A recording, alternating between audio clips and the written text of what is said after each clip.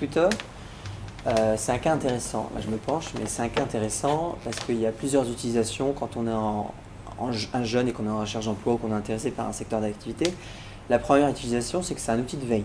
C'est-à-dire que Twitter permet, si on suit des personnes sur une niche précise, par exemple, je suis intéressé par l'aéronautique, en France, je vais suivre une 10, 15, 20 personnes qui sont vraiment spécialisées sur l'aéronautique. Je vais suivre EDS, je vais suivre le compte Air France, je vais suivre des comptes de compagnies aériennes ou des comptes de gens que je sais, si je tape le mot-clé aéronautique, que je vais trouver sur Twitter.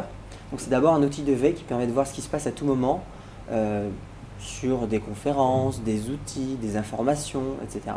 Deuxième utilisation, créer son réseau dans un secteur qui m'intéresse, en suivant les bonnes personnes. Alors vous allez me dire comment et où trouver les bonnes personnes.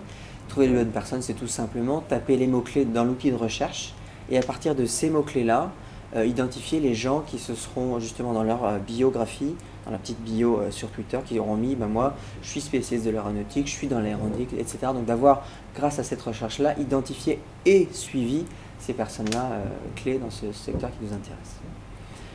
Troisième utilisation, c'est justement commencer à interpeller sur Twitter. Une fois que vous avez créé une fois que vous avez créé cette bio, vous avez commencé à retweeter, vous pouvez commencer à les interpeller. Du coup, c'est aussi pour vous une façon, en augmentant votre réseau aussi, de les atteindre, de les rencontrer et du coup, d'avoir la possibilité de justement de les rencontrer en direct et de trouver un job.